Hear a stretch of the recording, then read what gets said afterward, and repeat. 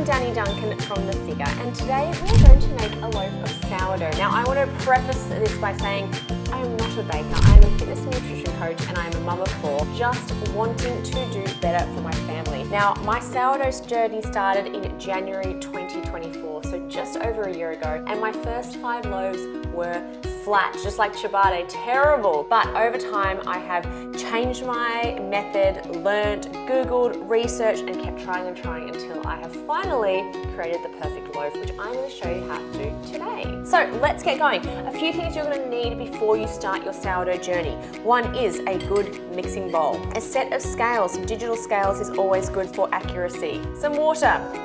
A spatula, a dough whisk. Now this isn't necessary, but it really helps mixing that dough at the start. Some really good bread flour, so you want a high protein bread flour. Now you can just use a white high protein bread flour, which is going to be fine and create a really beautiful loaf, or at least 11% protein, but I do like to combine mine with a whole grain flour as well. Now you can find all these products links in the description below. You're also going to want a good salt as well. I am using a Himalayan pink sea salt. Now of course, before you start any sourdough journey, you're going to need a starter.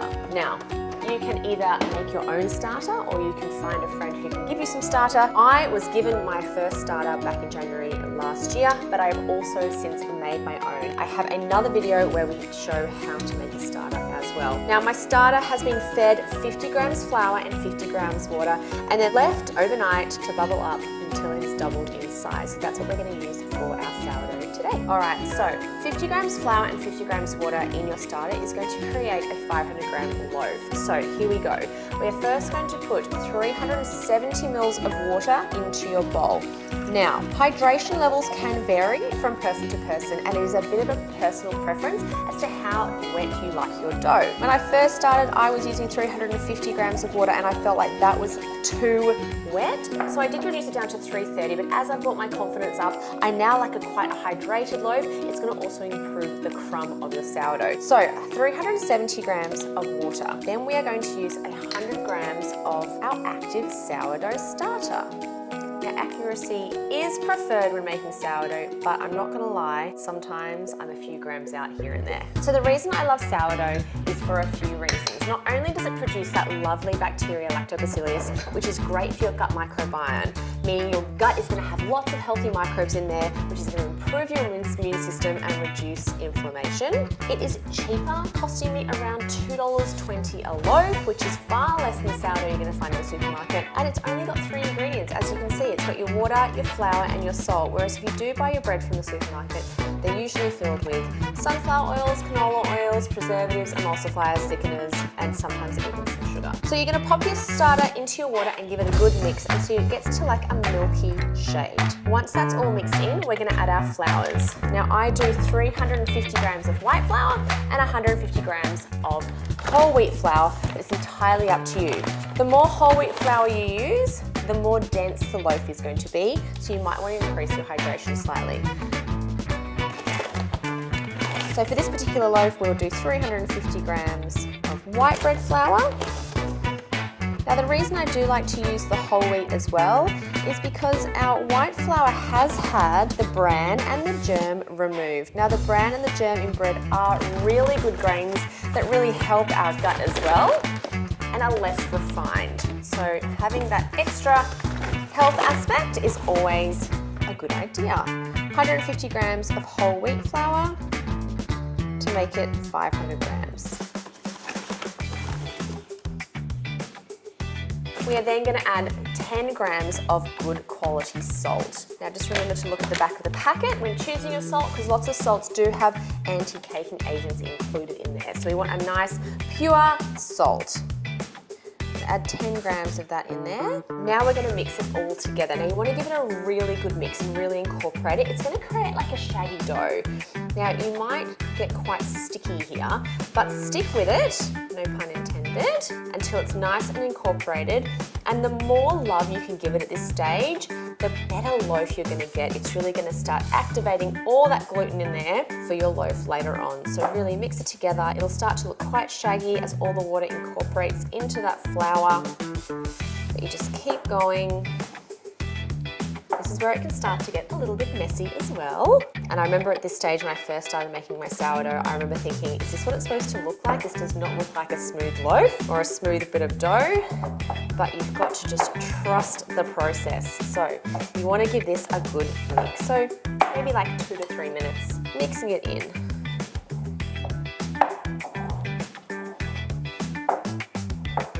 Now I want you to remember as well, there are lots of different methods and lots of different opinions when it comes to sourdough and lots of different ways to do it.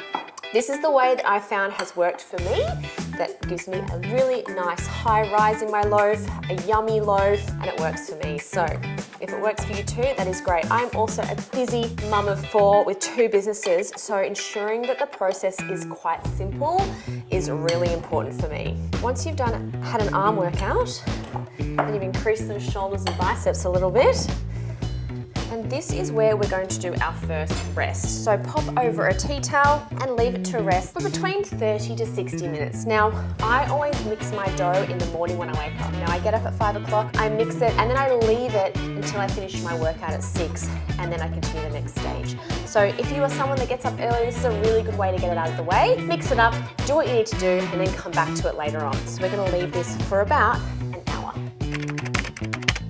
All right, so we've left our mixed dough for between 30 and 60 minutes, and now it's our first lot of stretch and folds. So for these next stretch and folds and coil folds, you do want wet hands, otherwise the dough is gonna stick to your hands like no tomorrow. So make sure you wet your hands. Now for this round of stretch and folds, we are pulling some out from the sides, right out, and then folding it back in. And you're gonna move yourself around in a circle, pulling it out and pushing it straight back in. It's still gonna look pretty shaggy at this stage and be quite sticky. So pulling it out and pushing it back in, round in a circle. Keep going round until you have stretched out all of that dough, stretching out and pushing back in, stretching out and pushing back in. Now at this stage, it might tend to feel a bit firmer and tougher as the dough starts to stabilize a little bit. And at this stage, I like to then start pulling it out and pushing it back in and then lifting it up. Now you want to do this for a minute or 2, just like at the start. The more care you can give the dough at this stage, the stronger loaf of bread you're going to get. Now we don't want to knead it, we just want to gently pull it out and pop it back in until we get a more smooth loaf. Then tuck it all underneath itself, like so.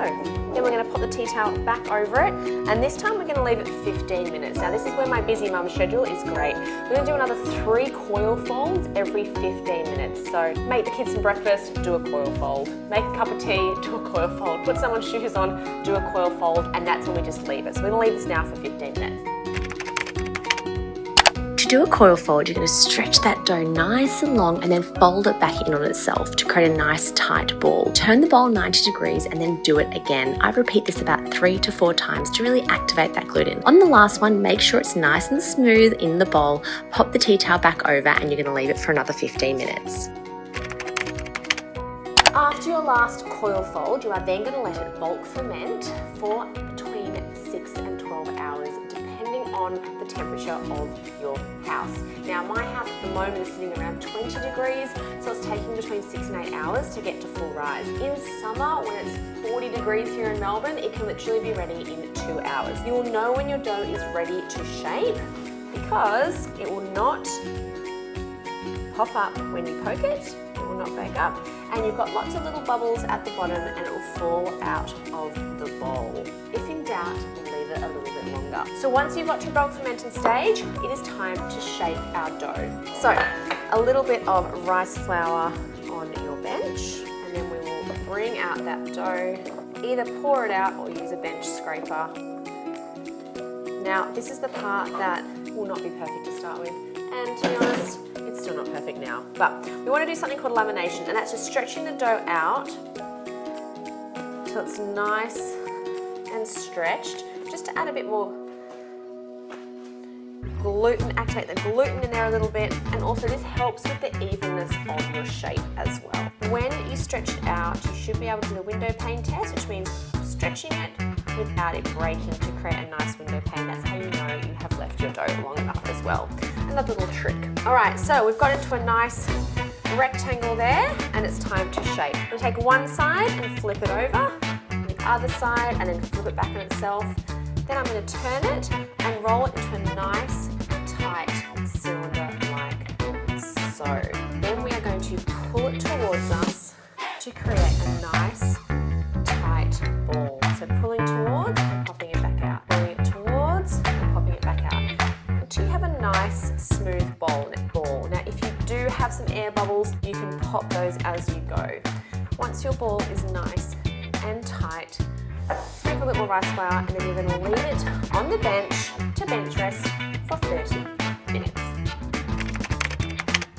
Alright, once your dough has been resting for 30 minutes, it's time to shape your dough, pop it in your banneton, and pop it in the fridge to ferment overnight. Now you will need a banneton of some kind. You can either have a round banneton, or you can get a batard shape, which is a long shape, or at this stage you can also pop it in a loaf tin if you want that loaf shape, which is much easier for sandwiches and things like that. You'll also need a shower cap or a food cover of some kind. For the first 6 months of my sourdough journey, I just used a tea towel. So don't overthink it.